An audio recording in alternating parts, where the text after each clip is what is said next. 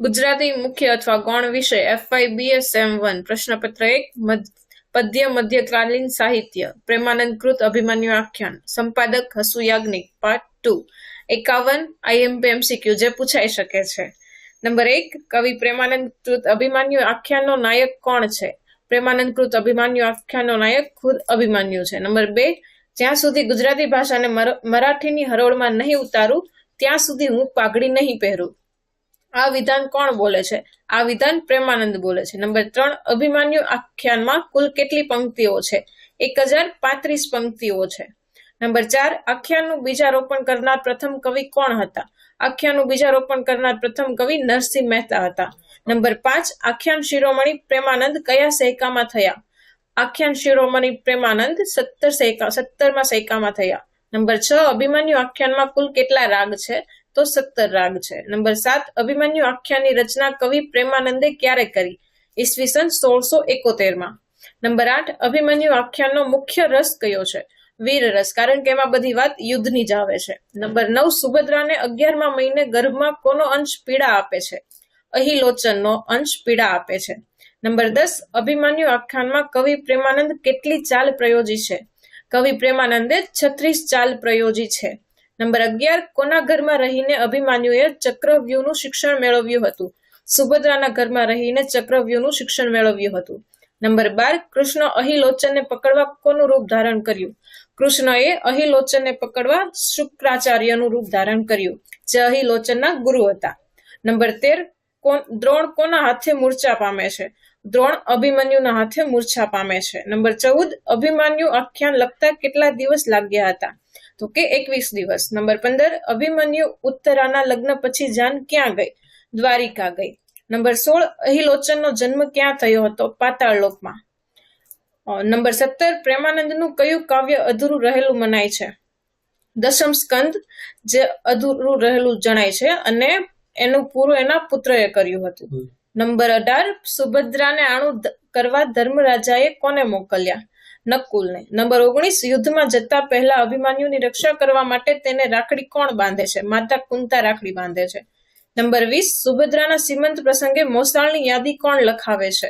ભીમ મોસાળની યાદી લખાવે છે। નંબર 21 અહિલોચને ગુરુ શુક્રાચાર્યને કયા વૃક્ષ નીચે બેસીને બધી વાત કરી હતી? શમી વૃક્ષ।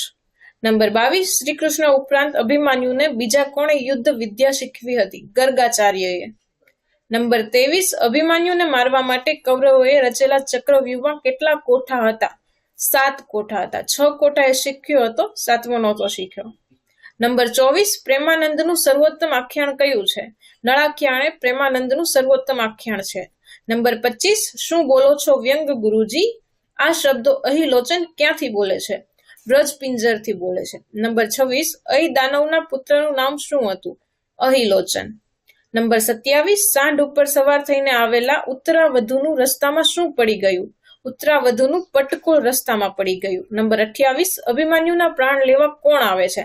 અભિમન્યુના પ્રાણ લેવા અપ્સરા આવે છે। નંબર 29 અહિદાનવે સૌથી વધુ ત્રાસ કોને આપ્યો? દેવોને અહિદાનવે સૌથી વધુ ત્રાસ આપ્યો। નંબર 30 યુદ્ધમાં અભિમન્યુના શિષ્યને કોણે છેદ્યું? યુદ્ધમાં અભિમન્યુના શિષ્યને કોણે છેદ્યું? રાધેએ યુદ્ધમાં અભિમન્યુના શિષ્યને છેદ્યું। નંબર 31 અભિમન્યુ તું આ પ્રથમ સૈન્યની વ્યૂહ રચના તોડી નાખીને અમને તેમાં દાખલ થવાનું દ્વાર કરી આપ। આ વિધાન કોણ બોલે છે? તો યુધિષ્ઠિર આ વિધાન બોલે છે। કર્ણના પુત્રને કોણ ક્યાં મારે છે? કર્ણના પુત્રને અભિમન્યુ બીજા કોઠામાં મારે છે। નંબર 33 ભીષ્મના પડ્યા પછી કુરુક્ષેત્રમાં યુદ્ધમાં કોની સેનાપતિ તરીકે વરણી થઈ? દ્રોણાચાર્યની। નંબર 34 અભિમન્યુના પરાક્રમોથી ભયભીત થયેલા કૌરવો કેટલી દિશામાં ભાગ્યા? તો કે 10 દિશામાં ભાગવા લાગ્યા। નંબર 35 યુધિષ્ઠિર દ્વારા અભિમન્યુના મરણના સમાચાર જાણી કોને મૂર્છા આવી ગઈ? નર નારાયણને મૂર્છા આવી ગઈ અભિમન્યુના મરણના સમાચાર જાણીને। નંબર 36 યુદ્ધમાં વીર અભિમન્યુએ વૃષકેતુનું શીશ કાપ્યું, તે જઈને કોના ખોળામાં પડ્યું? તે જઈને કર્ણના ખોળામાં પડ્યું। નંબર 37 આખ્યાનના અંતિમ કડવામાં જયદ્રથનું શીશ કોણ છેદે છે? જયદ્રથનું શીશ અર્જુન છેદે છે। નંબર 38 કવિ પ્રેમાનંદે સંવંત 1728ના કયા મહિનામાં અભિમન્યુ આખ્યાનની રચના કરી હતી? તો કે શ્રાવણ મહિનામાં અભિમન્યુ આખ્યાનની રચના કરી હતી। નંબર 39, યુદ્ધના મેદાનમાં અભિમન્યુના ધનુષ્યની પ્રત્યંચા ઉંદરનું રૂપ ધરી કોણે કાપી? શ્રી કૃષ્ણએ.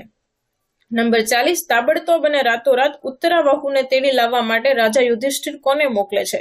રાયકા રબારીને ઉત્તરાવહુને તેડી લાવવા માટે મોકલે છે. કોના પ્રહારથી ગોપાલ શ્રી કૃષ્ણ ગરુડ પરથી પૃથ્વી ઉપર પડ્યા?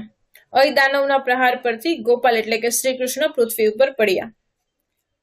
નંબર 42, અભિમન્યુની સુરક્ષા માટે કુંતાજીએ બાંધેલી રાખડી અભિમન્યુ દ્વારા કોણ છોડાવી નખાવે છે?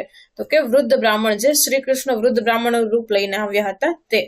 નંબર 43, અય દાનવના ગુરુનું નામ શું હતું? શુક્રાચાર્ય. નંબર 44, મહાભારતના યુદ્ધના પ્રથમ સેનાપતિ કોણ હતા? પ્રથમ સેનાપતિ ભીષ્મ હતા અને બીજા દ્રોણાચાર્ય. નંબર 45, અય દાનવને કયા દેવે વરદાન આપ્યું હતું? અય દાનવને ભગવાન શિવે વરદાન આપ્યું હતું. નંબર 46, પ્રેમાનંદના સમયને કયા યુગથી ઓળખવામાં આવે છે? પ્રેમાનંદના સમયે આખ્યાન યુગથી ઓળખવામાં આવે છે. નંબર 47, વલણને શું કહેવામાં આવે છે? વલણને ઉથલો કહેવામાં આવે છે. અને આ બીજી રીતે પણ પૂછાઈ શકે કે ઉથલાને શું કહેવામાં આવે છે? તો કે વલણ.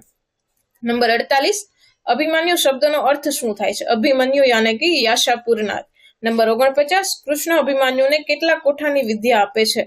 6 કોઠાની વિદ્યા કૃષ્ણ અભિમન્યુને આપે છે, માતાના ગર્ભમાં જ. નંબર 50, આખ્યાન શેમાં વિભાજિત થાય છે? આખ્યાન કડવામાં વિભાજિત થાય છે. નંબર 51, દુર્યોધનના પુત્રનું નામ શું હતું? દુર્યોધનના પુત્રનું નામ લક્ષ્મણ હતું. Thank you for watching this video.